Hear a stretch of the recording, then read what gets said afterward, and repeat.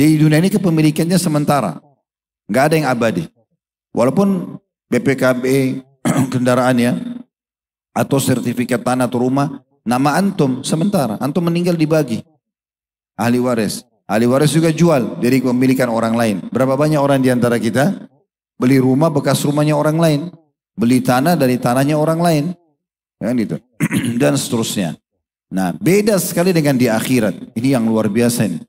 Ya. Sering dengar ayat tentang surga, Allah selalu hubungkan setelah menyebut surga jannah atau jannat. Mufrad, satuan atau jamak. Jannah atau jannat. Pasti Allah ikuti dengan kata-kata khalidina fiha. Kekal selamanya. Apa maksudnya? Kepemilikan antum akan abadi. Sekali antum milikin baju itu punya antum selamanya. Sekali antum milikin pasangan itu selamanya punya antum. Sekali antum miliki istana itu selamanya punya antum. Nggak akan berpindah tangan. Allahu Rabbi wal Islamu dini wa Muhammadan Rasulullah. Bismillah. Assalamualaikum warahmatullahi wabarakatuh. Alhamdulillah, kalimat suci, kalimat mulia, kalimat yang selalu terucapkan dari lisan orang-orang yang beriman kepada Sang Pencipta Allah. Orang yang hatinya dipenuhi dengan tauhid dan anggota tubuhnya tersibukkan dengan kepatuhan dan amal saleh kepada Sang Pencipta Allah. Penuh keyakinan bahwasanya kalimat Alhamdulillah adalah kalimat penghubung antara dia dengan Sang Pencipta Allah. Kalimat bersyukur dan berterima kasih kepadanya. Dan selalu mengejar apa yang telah Allah subhanahu wa ta'ala janjikan dalam surah Ibrahim. La in syakartum la azidannakum. Kalau kalian bersyukur maka pasti aku akan tambah. Wala in kafartum inna azabi la syadid. Dan kalau kalian kufur sungguh siksaku sangat pedih. Kalimat Alhamdulillah sangat pantas untuk selalu dikejar, untuk membasahi lidah dan bibir setiap orang di antara kita. Karena dengan itu semua nikmat di muka bumi ini akan dipenuhi oleh Sang Pencipta Allah dan puncaknya nanti di akhirat dibalas dengan surga yang abadi. Oleh karena itu jangan pernah luput dari dua susunan kata yang mulia ini. Selanjutnya kita panjatkan salam hormat kita kepada utusan Allah Nabi besar Muhammad sallallahu alaihi wa ala alihi wa sahbihi wasallam, manusia yang telah membawa kepada kita agama Allah, yang telah mengorbankan 23 tahun dari masa hidup beliau untuk menyebarkan agama ini. 13 tahun fase Mekah semuanya dengan hinaan, cacian, puncaknya diusir dari kampung halamannya. Dan kita tahu betapa pedihnya orang-orang yang diusir dari kampung halaman. Dan 10 tahun fase Madinah semuanya penyempurnaan agama ini. Sehingga sampailah kepada kita. Belum lagi satu kali salam hormat kepada manusia terbaik ini akan dibalas oleh Allah subhanahu wa ta'ala dengan 10 rahmat.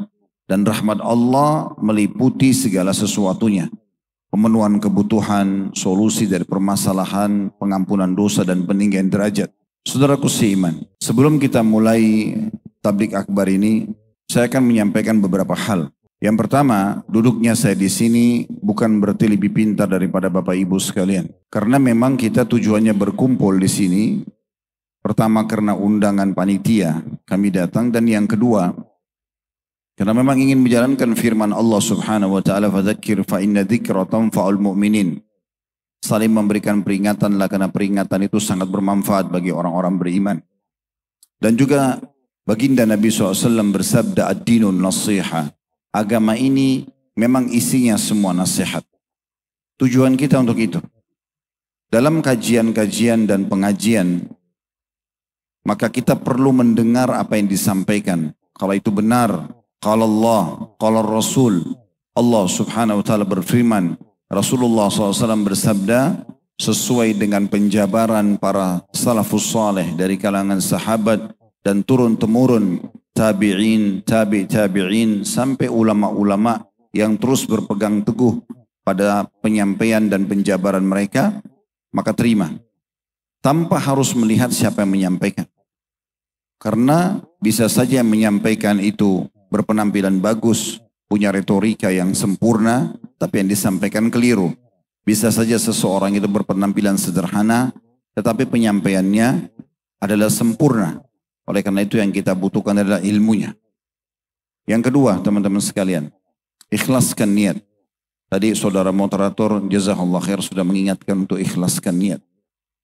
Tidak ada amal dalam Islam yang akan bernilai di sisi Allah Subhanahu wa taala dan akhirnya nanti ditimbangan amal soleh kita hari kiamat yang membawa derajat-derajat yang tinggi di surga diraih kecuali dengan keikhlasan.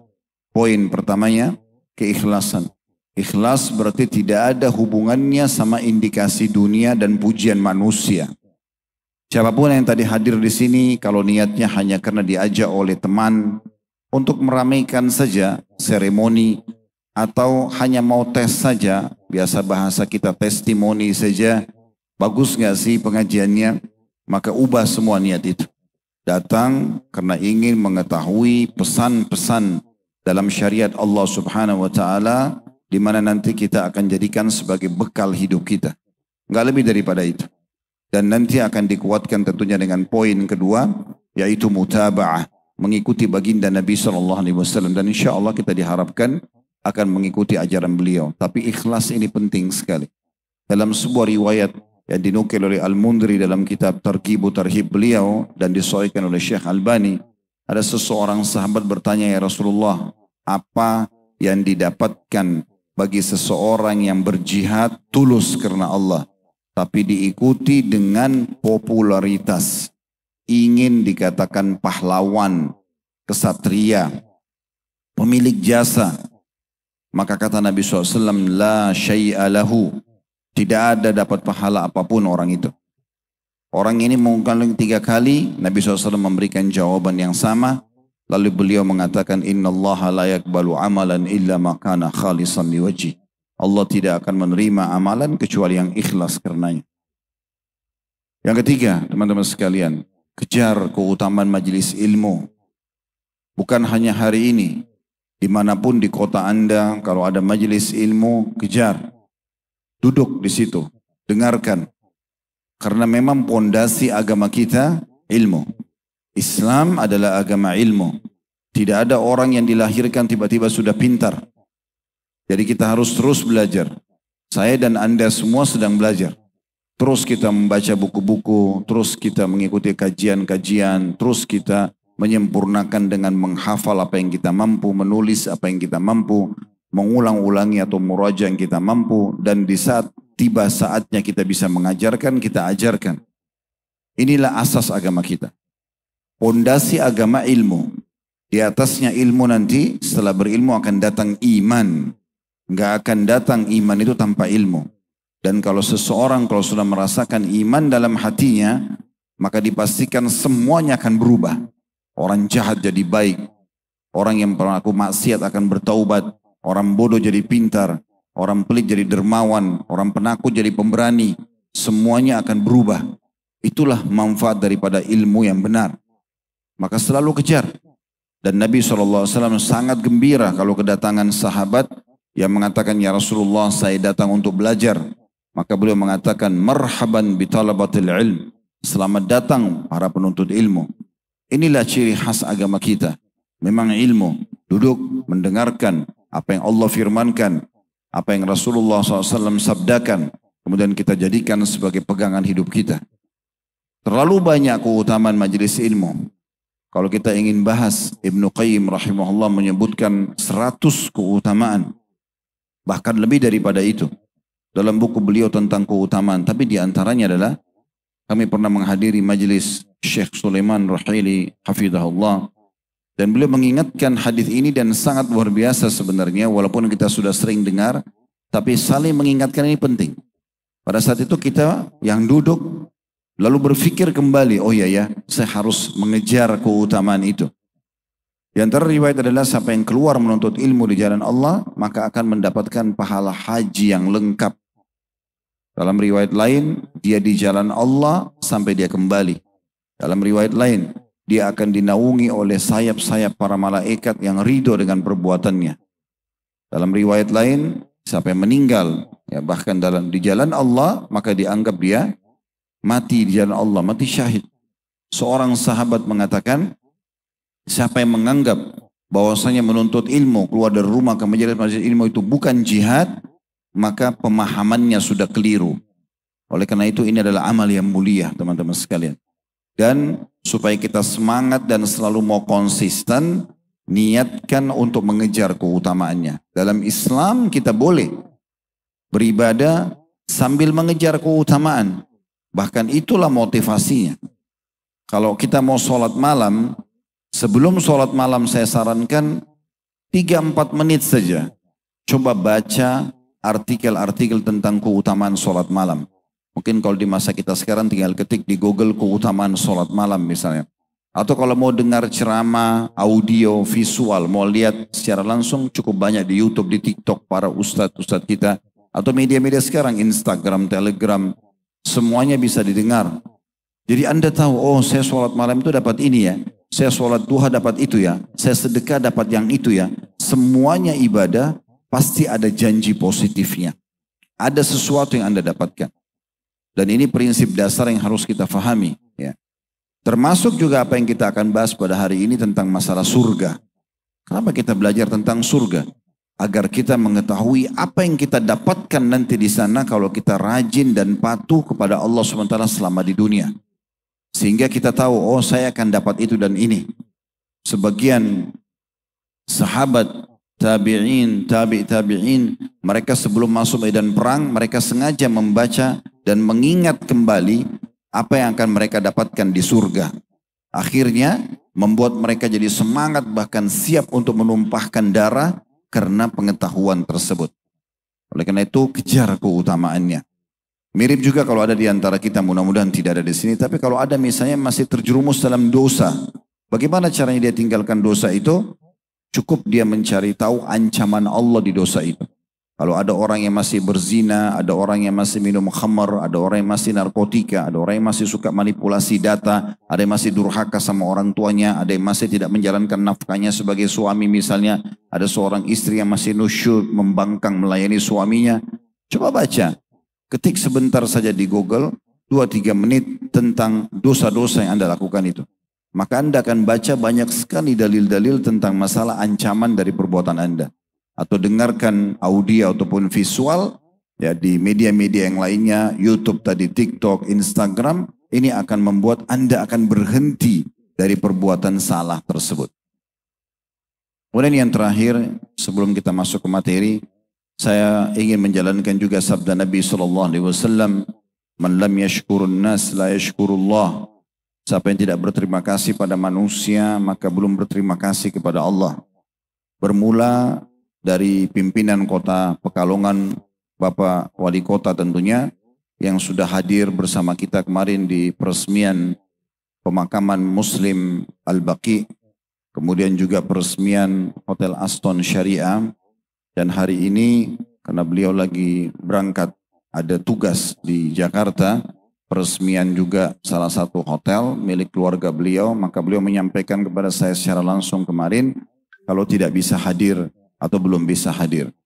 Tetapi ini adalah dukungan yang sangat baik dari pihak pemerintah, jazahumullah khairan. Kemudian kepada seluruh jajaran panitia dari teman-teman Yayasan Zubair bin Awam, Yayasan Zubair bin Awam radhiyallahu anhu, kami mengucapkan jazakumullah khairan dan semoga Allah ikhlaskan niat semuanya, termasuk saya dan juga teman-teman yang hadir, sehingga semua ini bisa menjadi pahala yang melimpah untuk kita pada hari kiamat nanti. Allahumma amin. Baik teman-teman sekalian, tadi sempat diputarkan cuplikan yang saya harap teman-teman melihat semuanya. Sebagian kecil dari hal-hal yang sangat diimpikan oleh manusia di dunia. Dari pemandangan yang indah. Tadi sempat lihat? Ada diputar di atas ya. Pemandangan yang indah itu seperti gunung-gunung yang lagi hijau di musim semi, kemudian rumah-rumah yang indah, pakaian yang indah, makanan yang lezat. mungkin ya kendaraan yang sering dijadikan sebagai target dan bahan pembicaraan manusia, dan sekian banyak hal-hal yang lainnya.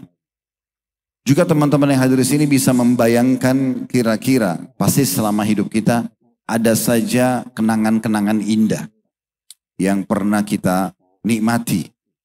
Contoh misalnya di sini ada buah-buahan di atas meja. Pasti saya yakin kita semua sudah pernah menikmati buah, dan di antara buah-buah itu ada yang paling lezat atau yang paling nikmat yang kita nikmati.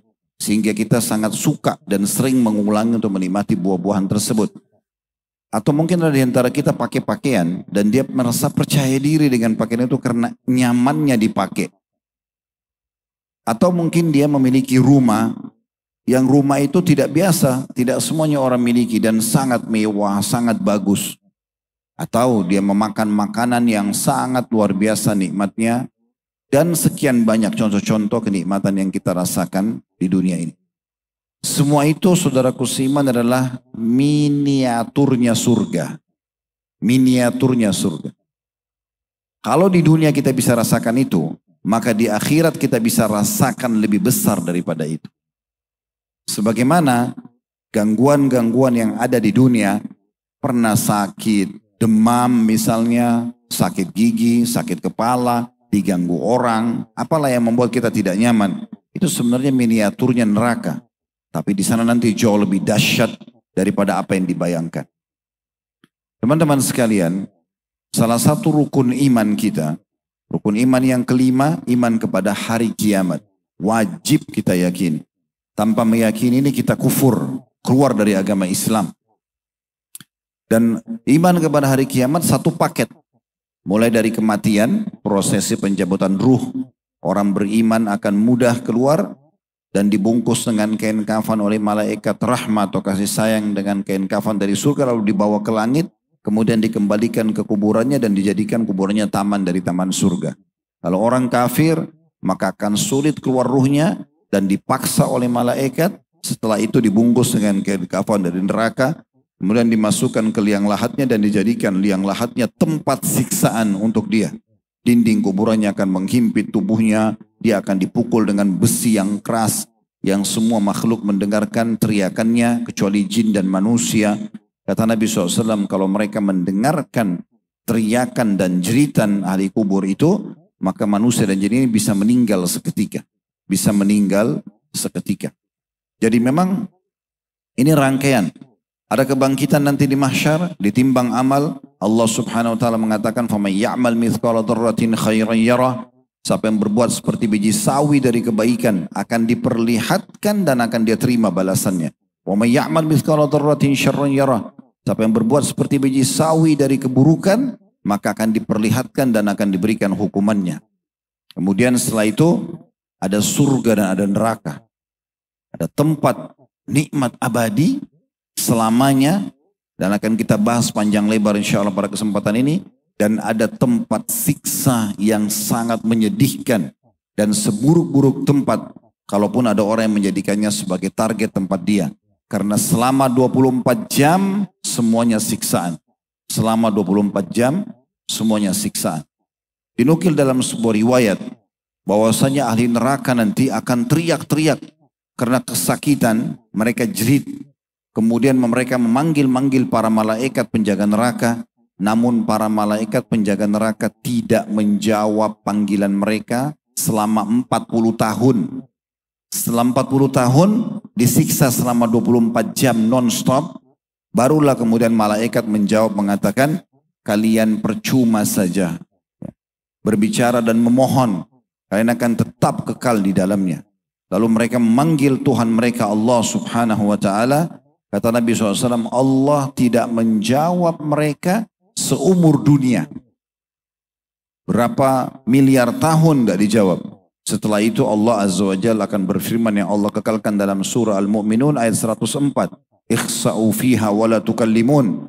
Tinggallah kalian di dalamnya dalam kondisi terhina dan jangan pernah kalian berbicara denganku. Maka di saat itu kata Nabi SAW, ahli neraka sudah putus asa dan mereka hanya bisa menjerit sambil merintih. Mereka bernafas dan menghembuskan nafas dalam kondisi merintih. Mereka kesakitan. Sudah tidak bisa lagi berbuat apa-apa. Dalam riwayat lain mereka menangis. Tempat tangisan mereka diganti dengan darah. Karena sudah habis air matanya. Itu karena habisnya air mata yang mereka miliki. Dan itu adalah penyesalan yang abadi. Di sana ada surga dan neraka saja.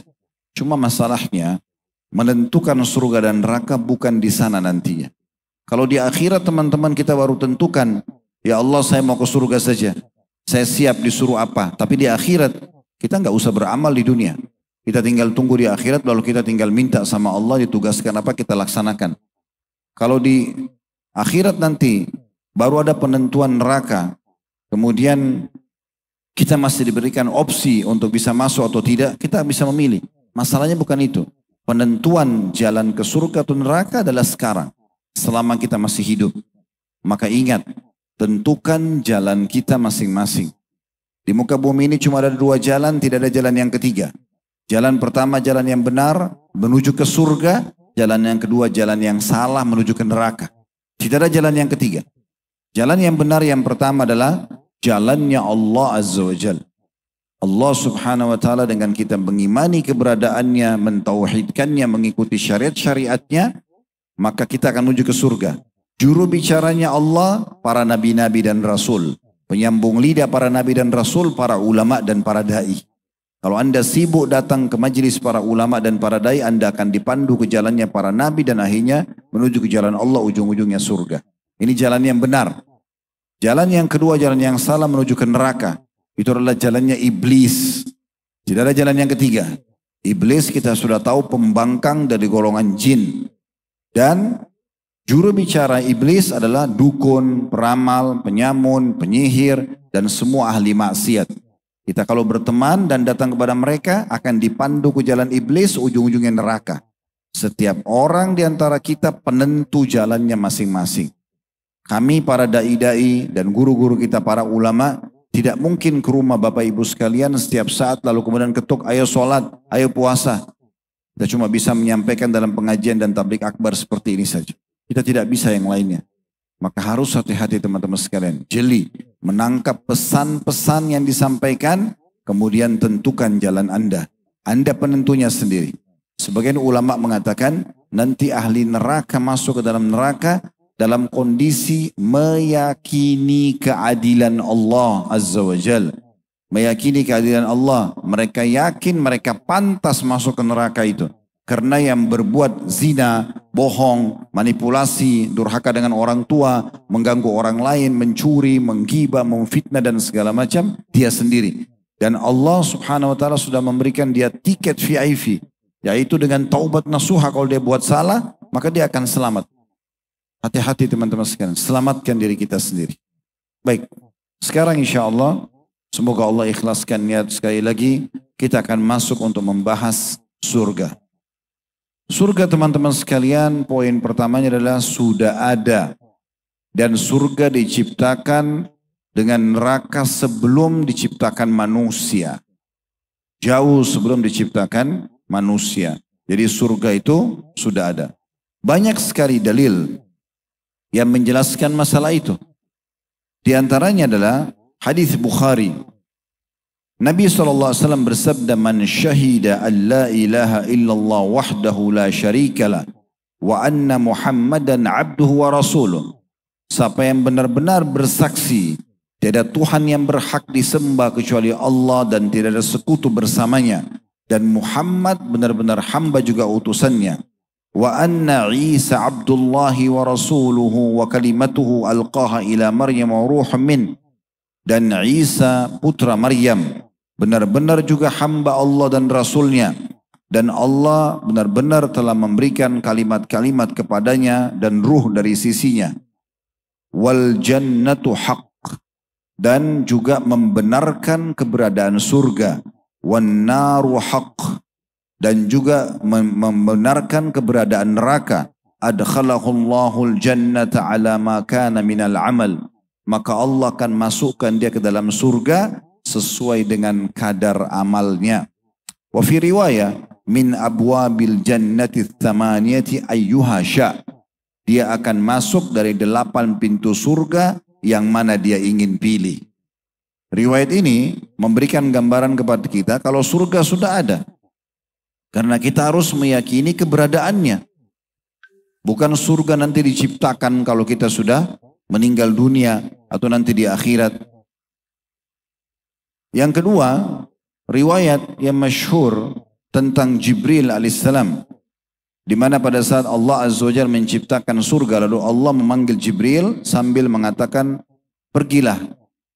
Lalu Jibril pergi ke sana, melihat, lalu kembali lagi kepada Allah. Lalu Allah tanya, bagaimana pendapatmu?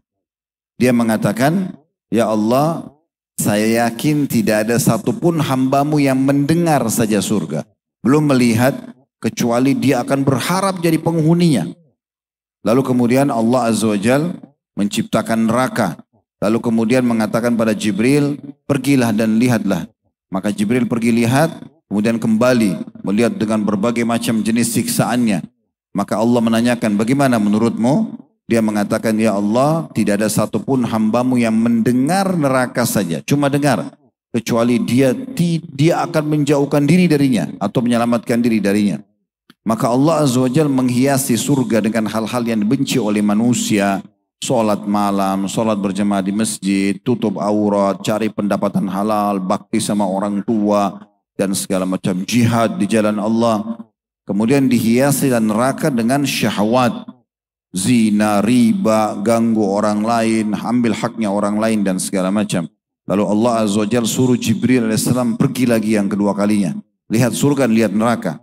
Kemudian setelah itu kembali, setelah melihat ternyata surga dikemasi, diliputi dengan hal-hal yang tidak disukai oleh manusia, dalam hal kepatuhan kepada Allah, mengerjakan perintah dan meninggalkan larangan, dan neraka dihiasi justru dengan pelanggaran-pelanggaran. Maka Jibril mengatakan, ya Allah, aku tidak menyangka ada hambamu yang bisa selamat masuk surga dan ada yang tidak masuk ke neraka. Maka ini riwayat menjelaskan sebelum penciptaan manusia. Kemudian riwayat yang selanjutnya, tadi itu riwayat Imam Muslim. Riwayat disampaikan oleh At-Tirmidzi dan juga Imam Ahmad dan disahihkan oleh Syekh Albani. Kata Nabi SAW, la tu'zil mar'atu zawjaha fid dunya illa qalat zawjatuhu minal hurin 'in la tu'zihi qatalakillah fa innama huwa 'indaki dakhilun yushiku an yufarikaki ilaina. Kalau atau tidak ada seorang istri pun yang menyakiti suaminya kecuali istri si muslim yang sedang disakiti oleh istrinya di dunia, istrinya dari bidadari di surga, mengatakan, tapi tidak bisa didengar kepada istrinya yang di dunia.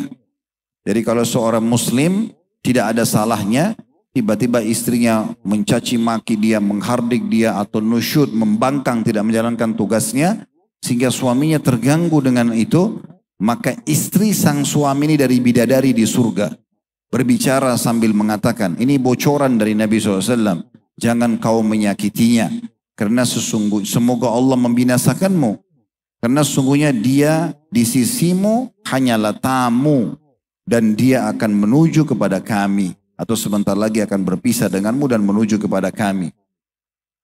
Ini berarti menandakan ada respon langsung dari bidadari di surga kalau ada seorang wanita yang menyakiti suaminya. Berarti dalil jelas surga itu sudah ada. Kisah yang lain sih kisah di perang Uhud tentunya. Handalah radhiyallahu anhu pada saat beliau menikah. Jadi perang Uhud ini terjadi saudaraku seiman di hari Sabtu tanggal 16 Syawal tahun 3 Hijriah. Di malam harinya Handalah menikah. Di hari Jumat malam menikah. Dia berinteraksi biologis sama istrinya selepas subuh hari Sabtu. Belum sempat mandi junub, tiba-tiba saja penyeruh dari Nabi SAW menyeru, hai muslimin berjihadlah, pasukan Quraisy sudah mendekati Uhud. Maka belum sempat mandi, Handalah pakai baju perangnya kemudian ikut berperang. Dan subhanallah terbunuh mati syahid. Waktu jenazah muslimin di Uhud dikumpulkan dan Nabi SAW melihat satu persatu. Begitu melihat jenazah Handalah, Nabi SAW mengalihkan pandangan matanya. Maka para sahabat mengatakan, ya Rasulullah, ada apa dengan jenazahnya Handalah? Mereka khawatir terjadi sesuatu yang buruk pada Handalah radhiyallahu anhu. Kata Nabi SAW, aku diperlihatkan oleh Allah, ya, istrinya dari bidadari datang menjemputnya. Dari surga, datang menjemputnya. Dan juga malaikat-malaikat sedang memandikan junubnya. Maka dikenal Handalah dengan gasilul malaika, atau orang yang dimandi junubkan oleh para malaikat. Tapi di sini istri dari bidadari datang menjemputnya. Berarti dalil tentang adanya surga itu. Demikian pula hadis yang sangat masyhur disebutkan oleh Al-Mundhiri rahimahullah dalam kitab At-Targhib wa Tarhib beliau, dan juga Abu Ya'la menyebutkan dalam bukunya sesuai dengan syarat Bukhari dan Muslim. Kata Nabi SAW, mastajara abdun minan nari sab'a marrat. Tidak ada seorang hamba yang berlindung dari neraka 7 kali dalam sehari. 7 kali. Bisa sekaligus antum baca 7 kali atau dicicil. Intinya satu hari 7 kali kita berlindung. Ya Allah selamatkan aku dari neraka. Ya Allah selamatkan aku dari neraka. 7 kali disebutkan. Illa qalatin naru ya Rabbi inna abdaka fulanan istajaraka minni fa'ajirhu. Kecuali neraka langsung merespon. Neraka langsung merespon. Jadi di tempat ini antum mengatakan, ya Allah selamatkan aku dari api neraka. Ya Allah selamatkan aku dari api neraka 7 kali. Ya Allah selamatkan aku dari api neraka. Ya Allah selamatkan aku dari api neraka. Ya Allah selamatkan aku dari api neraka. Ya Allah selamatkan aku dari api neraka.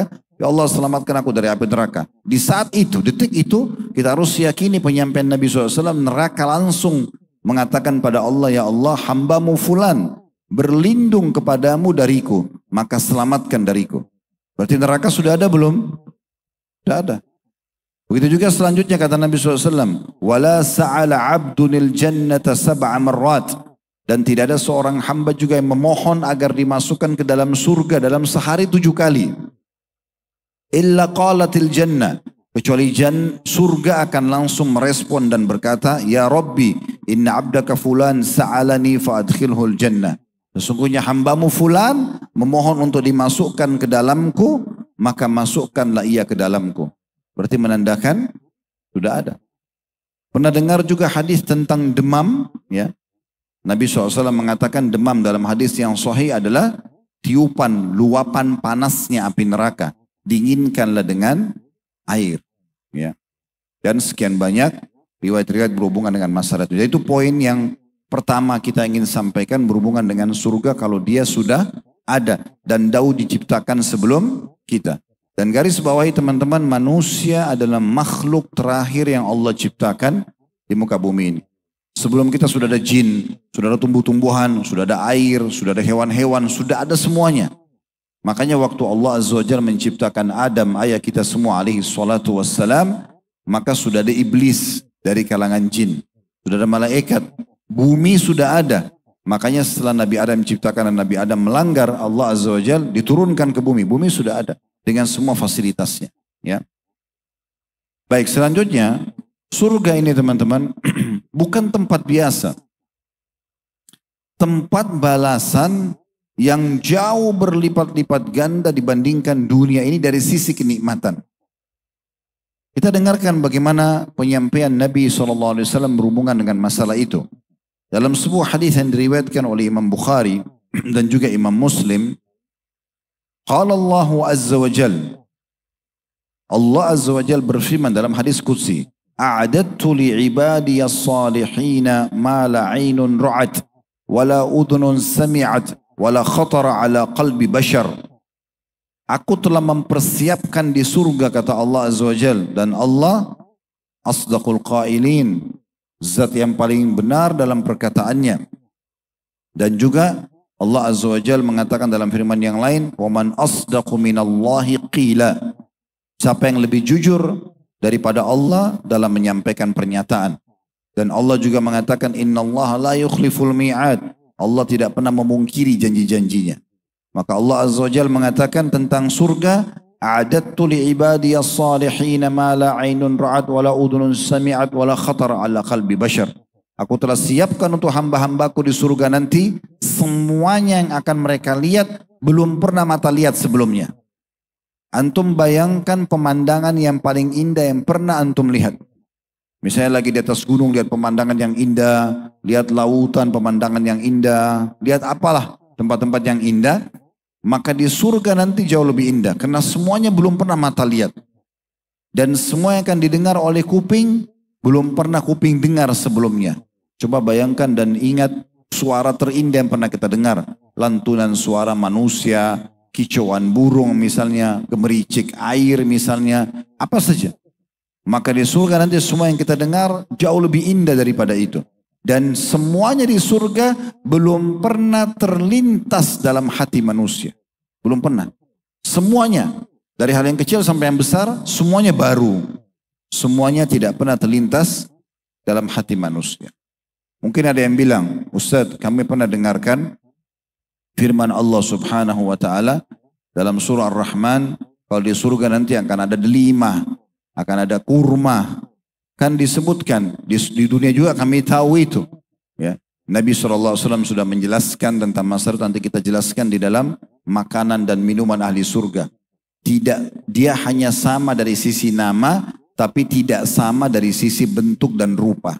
Dalam sebuah riwayat yang sahih kata Nabi SAW, satu butir kurma di surga. Satu butir kurma di surga besarnya seperti tempayan. Tempayan itu tempat makan orang yang bisa 20-30 orang. Satu butir buah kurma. Dia lebih putih dari susu, lebih manis dari madu dan lebih lembut dari buih.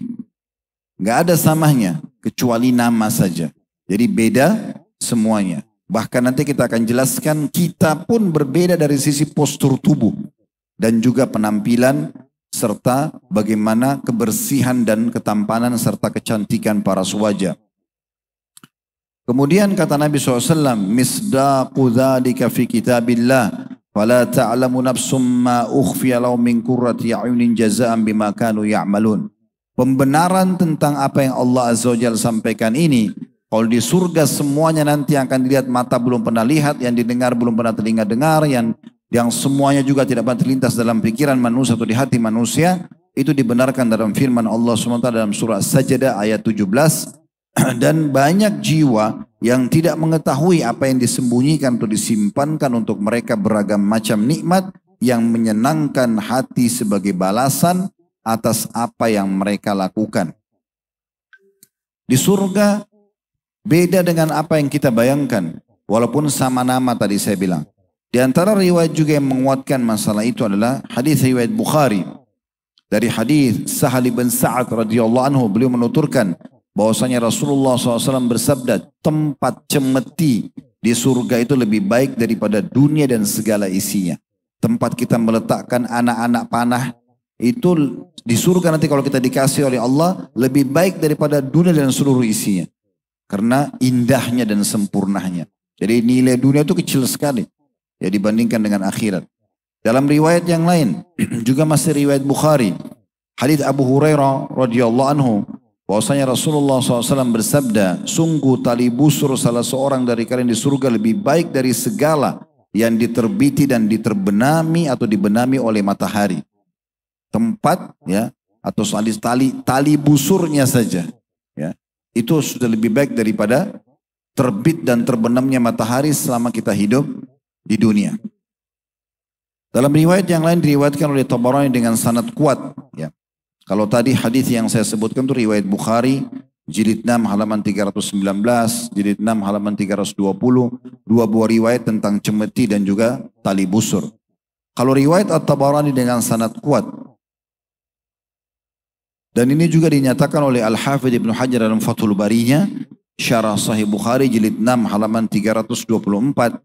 Kurang lebih terjemahan, saya masuk ke terjemahan, sebagian kita baca bahasa Arab, sebagian terjemahan untuk menghemat waktu ya. Anas radhiyallahu anhu meriwayatkan, Nabi SAW bersabda, ahli surga yang paling rendah derajatnya di surga, ya, dilayani oleh 10.000 pelayan. 10.000 pelayan. Kalau di dunia ini ada misalnya teman-teman sekalian orang punya 5 pembantu saja. Atau 10 pembantu. Kita anggap orangnya sudah kaya raya. Atau anggaplah 100 orang pembantu. Ya. Itu pun sudah tidak tahu mungkin kalau 100 orang untuk melayani satu orang apalagi yang perlu dilayani. Gitu ya. Tapi di surga nanti, orang yang paling rendah derajat di surga akan diberikan 10.000 pelayan. Tangan masing-masing pelayan itu akan membawa 2 piring di kanan dan kiri tangannya. Yang satu terbuat dari emas, yang kedua terbuat dari perak. Dan hadis ini sebagaimana kita katakan tadi juga sanadnya sahih. Dalam sebuah riwayat yang lain juga dinukil bahwasanya nanti ahli surga pada saat masuk ke dalam surga maka dia akan melihat seseorang yang sangat tampan, bersih, bercahaya. Dan dia mengiranya malaikat. Lalu kemudian dia bertanya, siapa kamu ini? Orang itu mengatakan, saya adalah salah satu pelayanmu di surga ini. Pelayannya saja. Selanjutnya teman-teman sekalian. Dalam hadis Bukhari dan Muslim dinukil tentang orang yang paling rendah juga derajatnya di surga. Tentu kalau kita bahas orang yang paling rendah, seperti ini keadaannya bagaimana dengan orang yang paling tinggi. Ya, seperti itu maksud gambaran daripada penyampaian riwayat ini. Tentu potongan hadis ya, karena cukup panjang hadis ini dan saya langsung baca terjemahnya saja. Nanti akan keluar dari neraka penghuni surga terakhir. Dan nanti di surga itu ada orang yang abadi selamanya, 3 golongan, orang kafir, musyrik dan orang munafik. Dan ada yang masuk neraka tapi akan dikeluarkan, dikenal dengan istilah usatul mu'minin, orang mukmin yang banyak dosanya. Ya, sehingga mereka masuk neraka dulu. Waktu ditimbang timbangan amal, dosanya lebih berat daripada amal solehnya. Masuk neraka sampai dibersihkan dulu, dosanya baru mereka keluar. Nah nanti akan keluar yang terakhir dari penghuni surga yang sempat masuk neraka. Kemudian pada saat dia keluar, sambil tubuhnya mengeluarkan asap karena terbakar. Lalu dia berjalan, berdiri, jatuh. Kemudian dia terus berusaha menjauhkan diri dari neraka. Padahal sebenarnya Allah sudah keluarkan dari neraka dia. Cuma dia karena ketakutan. Lalu dia berdoa mengatakan, ya Allah, palingkanlah wajahku dari api neraka karena baunya menggangguku dan apinya membakarku. Maka Allah Azza wa Jal berfirman kepada hamba tersebut, akankah kalau aku lakukan itu, aku berikan kamu dijauhkan dari neraka, apakah kamu akan meminta lagi selain daripada itu? Maka ahli neraka tadi yang akan masuk surga itu mengatakan, tidak demi keperkasaanmu. Lalu ia pun kata Nabi Muhammad SAW berjanji dengan Allah dengan berbagai macam janji. Lalu Allah Azza wa Jal memalingkan wajahnya dari neraka. Ketika ia menghadap ke arah surga, jadi setelah neraka dia selamat, sudah jauh dari neraka Allah alihkan, neraka sudah tidak nampak lagi, Allah perlihatkan untuk dia surga. Depan mata dia, bangunan yang sangat megah, istana yang sangat luar biasa memukau. Ya. Lalu ia melihat keindahannya dan dia terdiam sejenak. Kemudian dia mengatakan, wahai Rabb, majukan aku ke pintu surga. Dia mengatakan, sampaikan aku atau majukan aku ke pintu surga. Lalu Allah Azza wa Jalla berfirman kepada atau berkata kepadanya, bukankah kamu telah berjanji tidak akan meminta selain yang kau minta tadi dialihkan dari neraka? Maka ia mengatakan, wahai Rabbi, wahai penciptaku, wahai Rabb, agar aku tidak menjadi makhlukmu yang paling celaka. Artinya kalau kau tidak sampaikan aku ke surga, aku jadi orang yang celaka. Maka Allah bertanya, kalau seandainya aku memberikan kepadamu sampai depan pintu surga, apa kau akan minta lagi yang lain? Dia mengatakan, tidak, demi keperkasaanmu, aku tidak akan minta selain itu. Lalu ia pun mulai berjanji dengan janji yang banyak kepada Allah Azza wa Jalla.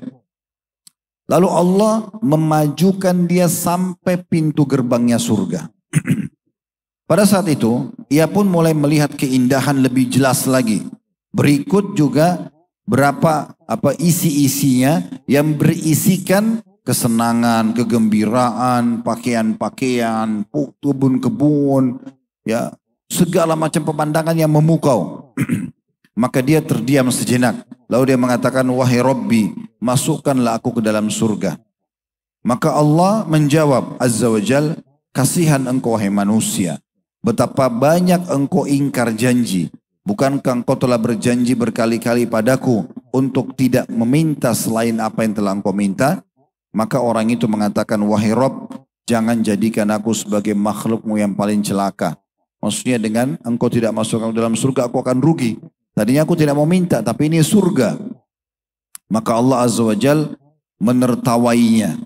Dan kita meyakini apa adanya. Allah tertawa melihat orang tersebut. Kita imani apa adanya seperti yang disampaikan oleh Nabi SAW. Maka Allah Azza wa Jal berfirman atau berkata kepada hamba tersebut, berangan-anganlah. Sekarang saya akan masukkan kamu dalam surga. Coba kamu berangan-angan. Berharap yang terbaik. Apa kira-kira yang kau harapkan kalau masuk ke dalam surga? Maka ia pun berangan-angan, kata Nabi SAW, hingga saat terputus angan-angannya. Sudah nggak ada lagi yang bisa dipikir. Misalnya antum hadir di satu tempat, lalu seseorang mengatakan, coba minta apa yang kamu mau. Kita sebutin, saya mau mobil, saya mau rumah, saya mau ini, saya mau itu, semuanya. Lalu orang itu masih mengatakan, coba ingat lagi, mungkin ada lagi yang kau mau, semua saya akan kasih. Sampai pikiran kita sudah habis, mau bilang apa lagi, karena semua sudah dikasih. Kurang lebih begitu rasionalnya. Kata Allah Azza wa Jal, berangan-anganlah. Lalu orang itu berangan-angan hingga saat terputus angan-angannya, Allah mengatakan, berangan-anganlah demikian dan demikian. Ya, maksudnya Allah Azza wa Jal membuat dia ingat apa yang dia tidak ingat sebelumnya. Dibuat dia berangan-angan yang tidak pernah terfikir sebelumnya. Hingga ketika terputus angan-angannya, sudah tidak ada lagi yang bisa dibayangkan, maka Allah mengatakan, itu untukmu. Kau akan dapat seperti yang kau angan-angan itu dan yang semisal bersamanya. Itulah orang yang paling terakhir dari ahli surga yang masuk ke dalam surga. Dalam riwayat lain teman-teman sekalian, dia karena gembiranya orang ini sampai dia mengatakan, ya Allah, jadi Allah Azza wa Jalla mengatakan dalam riwayat yang lain, riwayat sahih yang lain, sesungguhnya kata Allah Azza wa Jalla, aku akan memberikan kepada hamba ini, aku akan memberikanmu 10 kali lipat. Ya. Atau aku akan memberikanmu, apakah kamu ridho kalau aku memberikan kepadamu seperti yang dimiliki oleh raja terkaya dunia? Maka orang itu mengatakan, tentu ya Allah. Lalu Allah mengatakan, engkau akan mendapatkan yang semisalnya. Lalu orang itu mengatakan, aku ridho hai Tuhanku. Allah mengatakan, engkau akan dapat semisalnya. Orang itu mengatakan, aku ridho hai Tuhanku. Terus Allah Azza wa Jalla mengulangi sampai 10 kali. Jadi seperti yang dimiliki oleh raja dunia terkaya itu Nabi Sulaiman alaihissalam. Jadi seperti yang dimiliki raja Nabi Sulaiman alaihissalam 10 kali lipat. Itu orang terendah di surga nanti. Dan saking gembiranya dia mengatakan waktu Allah mengulangi sampai 10 kali, dia mengatakan, ya Allah, engkau adalah hambaku dan aku adalah Tuhanmu. Saking gembiranya sampai dia membalik kata-kata itu, dia mengatakan, ya Allah, engkau adalah hambaku dan aku adalah Tuhanmu. Selanjutnya teman-teman sekalian, lebih dalam lagi kita bahas masalah surga. Nanti akan kita masuk lebih detail lagi ya. Di dunia ini, semua kepemilikan kita sementara. Coba bayangkan apa yang sudah antum miliki. Mulai dari handphone, antum yang beli punya antum. Data semua di dalam punya antum. Passwordnya antum yang tahu. Contoh yang lain, pakaian, ya apa saja yang kita biasa pakai, kopi ya, mungkin jilbab kalau akhwat, baju, sepatu, apalagi yang lain di rumah. Misalnya punya rumah, punya kendaraan, punya pekerjaan, punya jabatan. Selama di dunia itu sementara semua. Dia akan pindah kepemilikan. Terutama setelah kita meninggal dunia. Siapa di antara teman-teman sekalian jenazah itu pada saat meninggal membawa handphonenya, membawa bajunya, membawa mobilnya, membawa rumahnya? Fitrah alami manusia tidak akan bawa semua itu. Apalagi orang-orang yang beriman kepada Allah Subhanahu wa taala. Di dunia ini kepemilikannya sementara. Nggak ada yang abadi. Walaupun BPKB kendaraannya atau sertifikat tanah atau rumah, nama antum sementara. Antum meninggal dibagi. Ahli waris. Ahli waris juga jual dari kepemilikan orang lain. Berapa banyak orang di antara kita beli rumah bekas rumahnya orang lain. Beli tanah dari tanahnya orang lain. Kan gitu. Dan seterusnya. Nah, beda sekali dengan di akhirat. Ini yang luar biasa ini. Ya. Sering dengar ayat tentang surga, Allah selalu hubungkan setelah menyebut surga jannah atau jannat. Mufrad, satuan atau jamak. Jannah atau jannat. Pasti Allah ikuti dengan kata-kata khalidina fiha. Kekal selamanya. Apa maksudnya? Kepemilikan antum akan abadi. Sekali antum milikin baju itu, punya antum selamanya. Sekali antum milikin pasangan itu, selamanya punya antum. Sekali antum miliki istana itu, selamanya punya antum. Nggak akan berpindah tangan. Itu yang dimaksudkan dengan khalidina fiha, kekal selamanya. Ini luar biasa. Allah Subhanahu wa taala menyebutkan dalam banyak ayat, tapi yang paling sering kita baca minimal sepekan sekali kan kita ada surah Al-Kahfi, ya. Di ayat 107 sampai 108-nya yang bunyinya innal ladzina amanu wa 'amilus solihati kanat lahum jannatul firdausi nuzula khalidina fiha la yabghuna anha hiwala. Sungguh orang-orang yang beriman dan mengerjakan kebajikan, ya, mereka beriman dan patuh. Kalau bahasa sederhananya, laki-laki soleh dan perempuan soleha patuh terhadap perintah Allah dan dengan mengerjakan perintah meninggalkan larangan. Untuk mereka disediakan surga Firdaus sebagai tempat tinggal mereka nanti. Mereka akan kekal di dalamnya, mereka tidak ingin pindah dari sana. La yabghuna anha hiwala, maksudnya tidak berharap keluar sekali masuk. Dan khalidina fiha, kekal selamanya. Dalam riwayat yang lain menguatkan ini, riwayat Imam Muslim di jilid 17 halaman 174. Dari hadis Abu Sa'id Al-Khudri radhiyallahu anhu, beliau mengatakan Nabi SAW bersabda, "Idza dakhala ahlul jannatil jannah yunadi munadin inna lakum an tasihhu fala tasqamu abada." Ketika ahli surga sudah masuk ke dalam surga, maka sosok malaikat menyeru, diperintahkan oleh Allah, mengatakan, "Sekarang kalian akan sehat dan tidak akan pernah sakit selamanya." Subhanallah, apa yang manusia khawatirkan di dunia, di akhirat gak ada lagi. Siapa di antara kita teman-teman mau sakit? Saya kan tidak mau. Kena sakit dia susah beraktivitas. Apalagi kalau sakit parah, ya, sampai stroke dan seterusnya. Orang tidak mau. Orang selalu mau sehat. Kan itu. Nah di surga, jaminan pertamanya dari hadis ini adalah malaikat disuruh menyeru, mulai sekarang kalian akan sehat selamanya. Nggak ada lagi sakit-sakit. Kemudian dikatakan, wa innalakum an tahyau fala tamutu abada. Mulai sekarang kalian akan hidup selamanya, tidak akan pernah mati. Ini yang manusia juga khawatirkan. Kalau tadi dikhawatirkan sakit, tidak akan sakit. Mati, siapa yang tidak takut mati? Orang semua takut mati. Khawatir. Kalau orang beriman, dia khawatir nanti amalnya kurang. Kalau dia orang kafir, dia khawatir dihukum. Kan gitu. Orang semua khawatir dengan mati. Di surga tidak akan pernah mati. Mulai sekarang kalian hidup selamanya tidak akan mati. Wa innalakum an tashibbu fala tahramu abada. Dan di surga ini kalian akan selalu muda, tidak akan pernah tua selamanya. Ini salah satu yang manusia khawatirkan, tua. Makanya begitu tumbuh ubannya diwarnahin, ya, atau dicabut atau apa, atau keriput, dia kepikiran dia tidak mau tua, padahal harus tua, mau nggak mau kan gitu. Tapi di surga selamanya muda, tidak akan pernah tua. Kemudian dikatakan, wa dzalika qauluhu azza wa jalla wa nudu antilkumul jannatu uristumuha bima kuntum ta'malun.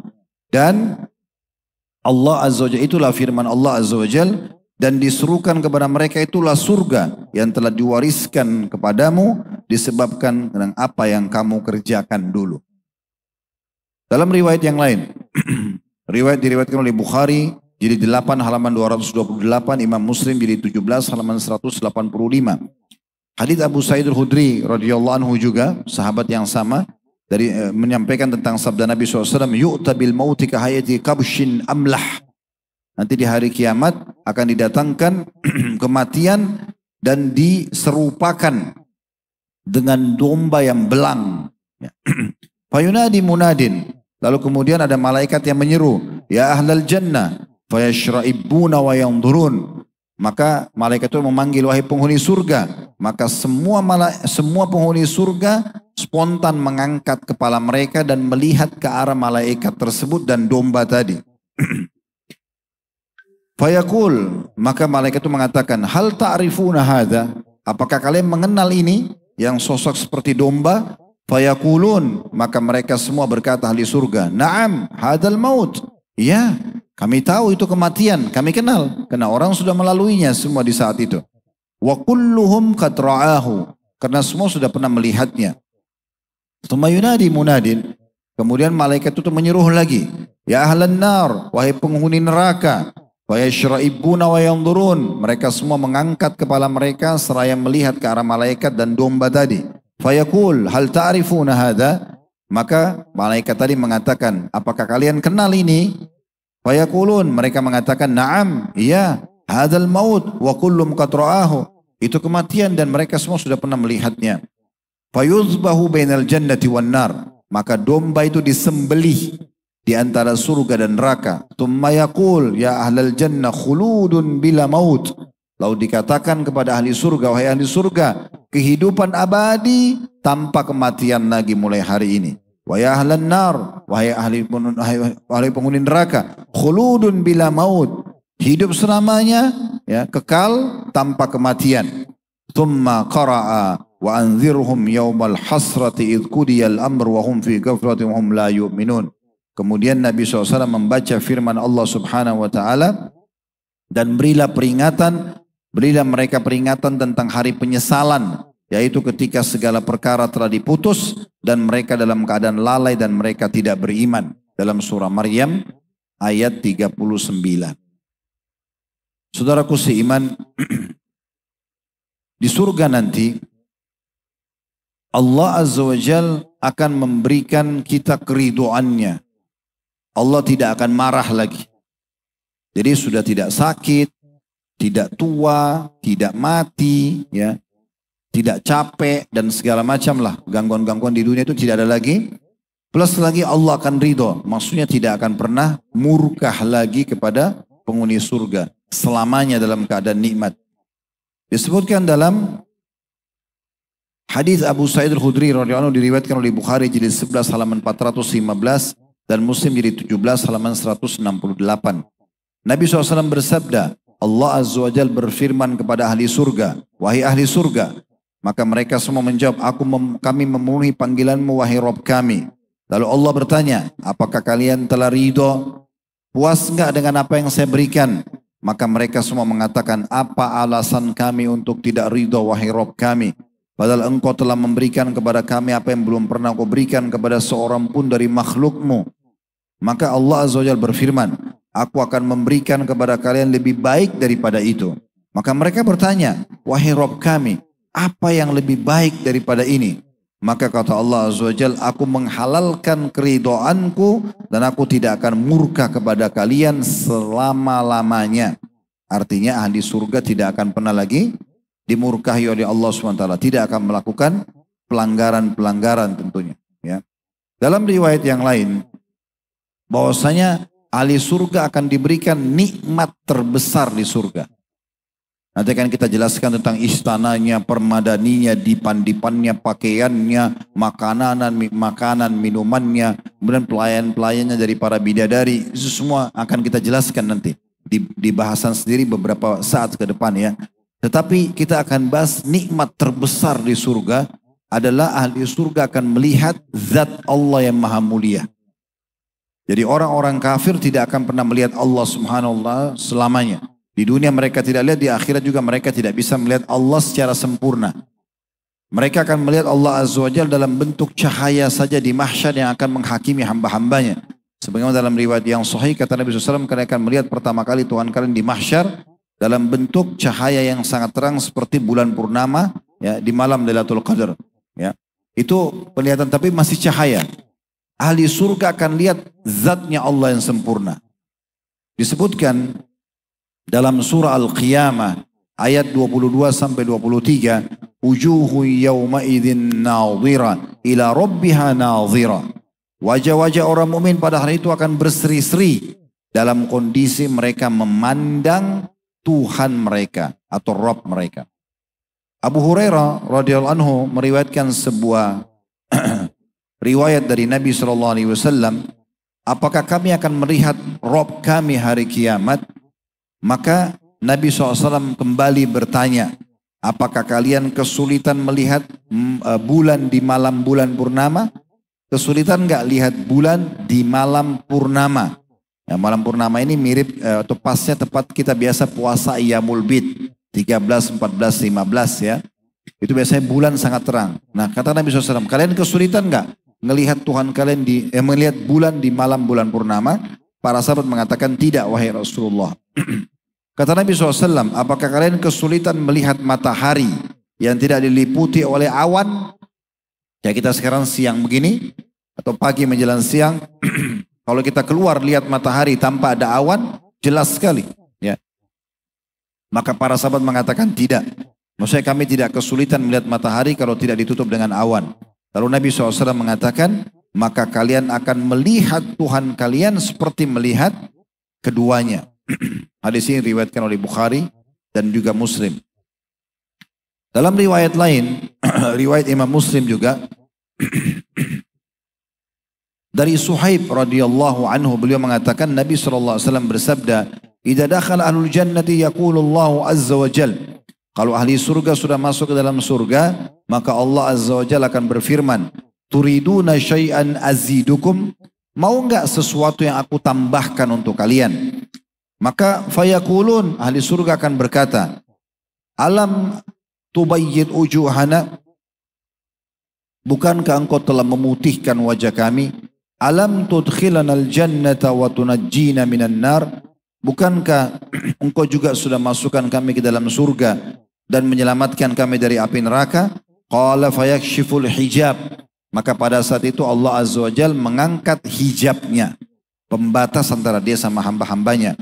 Fama u'tu syai'an ahabba ilaihim minan nadhari ila rabbihim. Dan pada saat itu ahli surga merasa tidak ada nikmat yang mengalahkan nikmat melihat kepada Tuhan mereka. Tummatala hadhil ayah.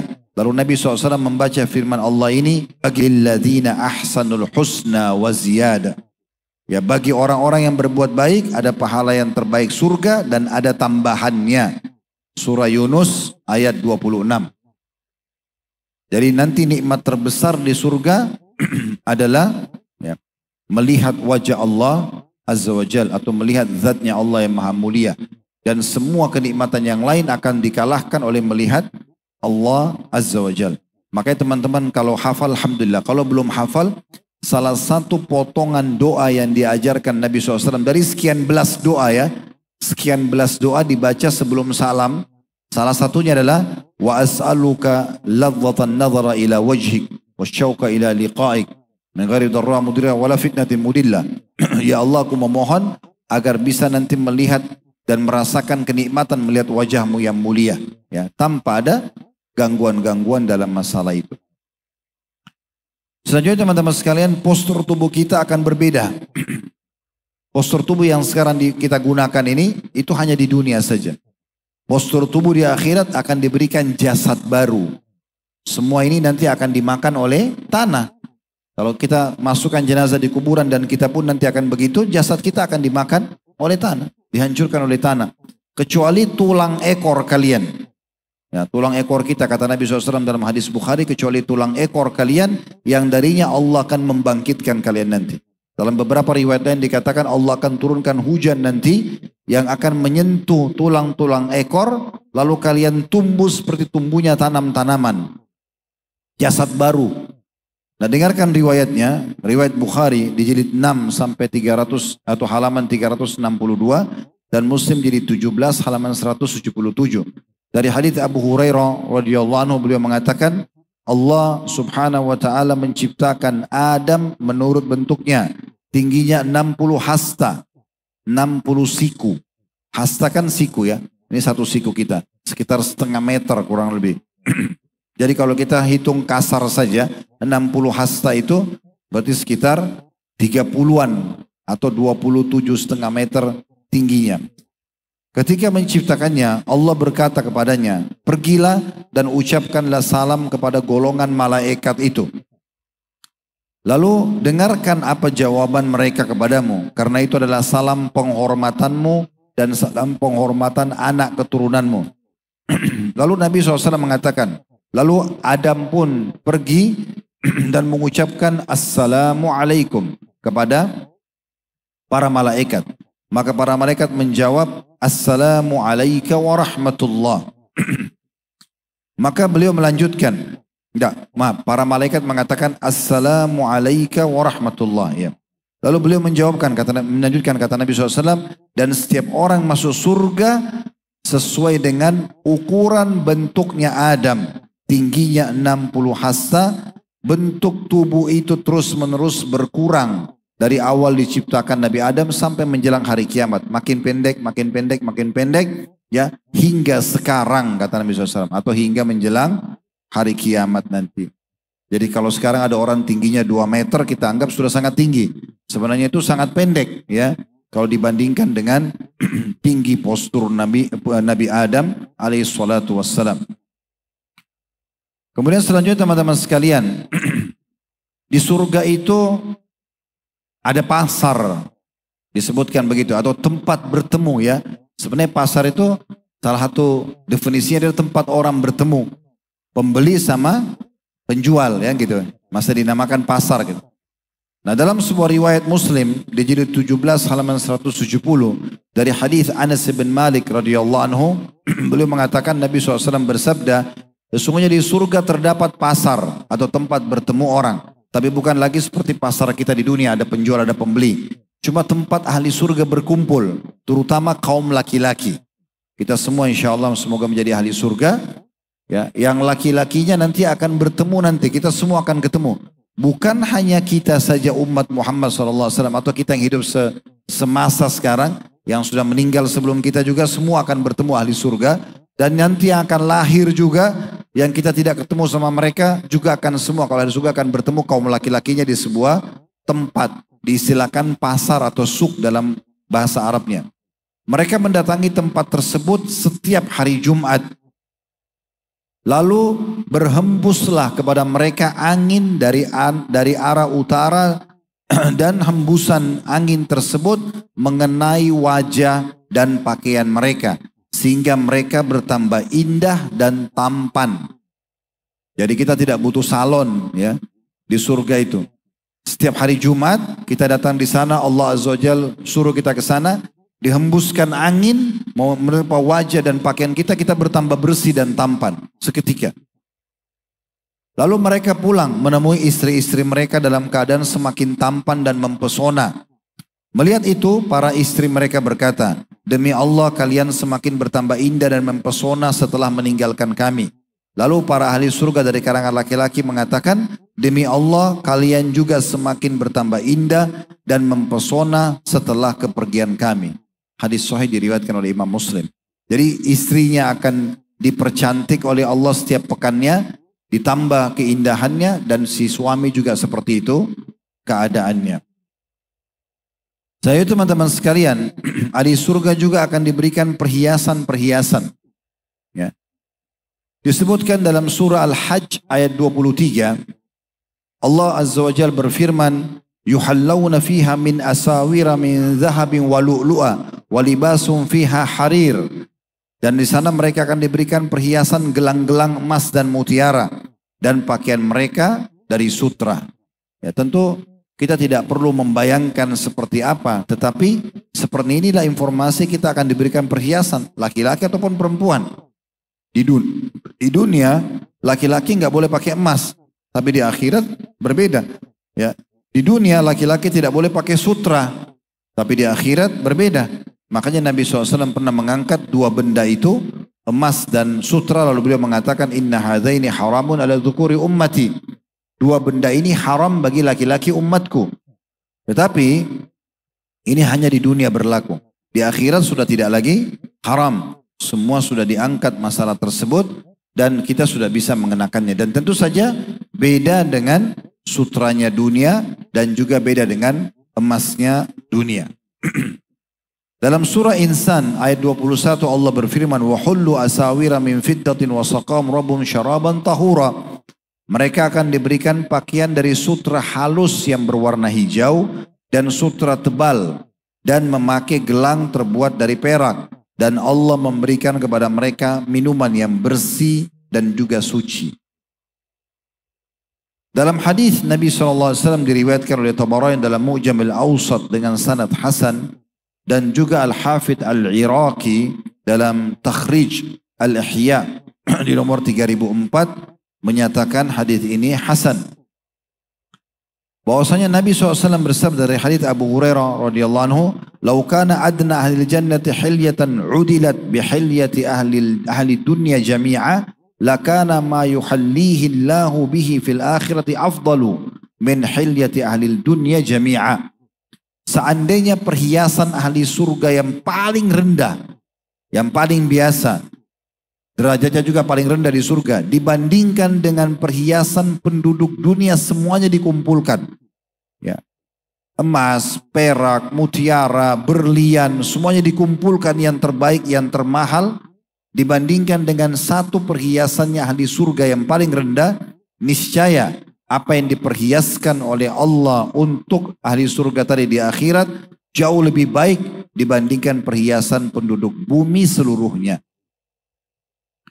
Dalam riwayat yang lain diriwayatkan Tirmidzi dan Ibnu Majah dengan sanad sahih dari hadis Al-Miqdam bin Ma'di Karib radhiyallahu anhu dari Nabi SAW ketika menyebutkan hal-hal yang dianugerahkan kepada orang yang mati syahid di jalan Allah. Kata Nabi SAW, diletakkan di atas kepalanya mahkota kebesaran yang satu permata yakutnya, perhiasan di mahkota seorang yang mati syahid, lebih baik daripada dunia dan segala isinya.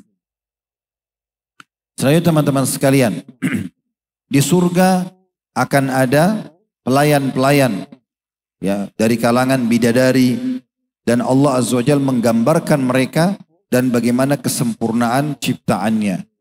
Disebutkan di dalam surah Al-Waqi' ayat 22 sampai 23, wa hurun 'ain ka'amsalin lu'lu'il maknun. Dan ada bidadari-bidadari yang bermata indah, laksana mutiara yang tersimpan dengan baik. Dan ulama tafsir mengatakan al-maknun artinya tersembunyi lagi terjaga dan tidak berubah kejernihan warnanya akibat sinar matahari atau permainan tangan. Jadi kalau ada mutiara yang begitu selesai dibersihkan dan diambil dari kerangnya, kemudian disimpan dan tidak pernah disentuh oleh tangan, ya tidak pernah dikenakan matahari, maka tidak akan berubah. Digambarkan kesempurnaan sisik mereka ibarat mutiara-mutiara tersebut. Lalu disebutkan dalam surah Naba ayat 31 sampai 33 tentang masalah bidadari ini. Inna lil muttaqina mafaza hadaiqa wa a'naba wa qawa'iba atraba. Sungguh orang-orang yang bertakwa akan mendapatkan kemenangan di surga nanti, yaitu kebun-kebun dan buah-buah anggur dan gadis-gadis yang memiliki badan yang sempurna dan juga sebaya umurnya. Makna atrab artinya umurnya begitu-begitu saja, tidak akan bertambah jadi tua, tidak akan pernah berubah menjadi tua. Dalam surah Al-Waqi' juga ayat 35 sampai 37, Allah Azza wa Jalla berfirman, Inna ansha'nahunna insya'a faja'alnahunna abkara uruban atraba li ashabil yamin. Ini sampai ayat 38. Kami menciptakan mereka para bidadari secara langsung. Jadi bukan kayak proses kita di dunia. Sperma ketemu sel telur, kemudian menjadi bayi, ya, tumbuh besar dulu dari gumpalan darah, dari sperma sama sel telur, lalu gumpalan darah, lalu kemudian tulang, kemudian jadi otot-otot dan seterusnya sampai jadi manusia, lalu bayi, anak-anak, lalu dewasa. Enggak. Diciptakan langsung utuh. Ya, mereka utuh, diciptakan langsung. Lalu kami jadikan mereka semuanya perawan-perawan yang penuh dengan cinta dan sebaya umurnya.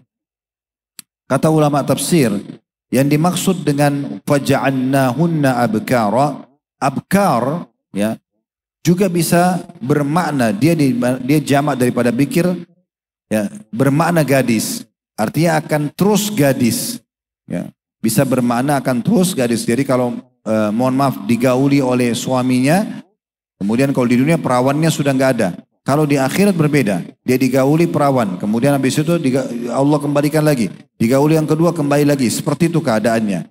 Sementara makna urban atraba atau urab ya, ialah wanita yang terus mencintai suaminya dan tidak akan pernah beralih ke laki-laki lain. Ya. Tentu ini bagi laki-laki sebuah nilai tersendiri. Kapan istrinya hanya fokus kepada dia saja. Nah itu salah satu ciri ahli atau para bidadari tersebut. Kemudian selanjutnya dalam sebuah hadis Bukhari jilid 6 halaman 15 disebutkan dari Anas ibn Malik radhiyallahu anhu bahwasanya Nabi SAW bersabda, pergi di jalan Allah baik di waktu pagi maupun sore lebih baik daripada dunia dan seisinya. Pergi berperang di jalan Allah pagi atau sore itu pahalanya lebih baik daripada dunia dan seluruh isinya. Sungguh busur salah seorang dari kalian atau tempat cemetinya di surga nanti lebih baik daripada dunia dan seluruh isinya. Jika kamu melihat seorang wanita ahli surga turun ke bumi, turun, Allah datangkan sekarang bidadari ke bumi, dia turun. Niscaya ia akan memenuhi ruang antara bumi dan langit dengan wangi harumnya. Dan niscaya menerangi ruang antara keduanya. Kudung yang berada di kepalanya lebih baik daripada dunia berikut segala isinya. Berikut segala isinya. Nah, ini hadis riwayat Bukhari. Dalam riwayat yang lain, riwayat Bukhari juga. Di jilid 6 halaman 321.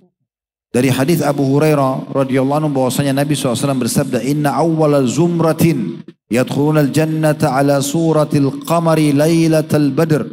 Sesungguhnya rombongan pertama, selalu berdoa teman-teman agar kita termasuk rombongan ini. Karena ini gerombong pertama yang akan, atau rombongan pertama yang akan masuk ke dalam surga.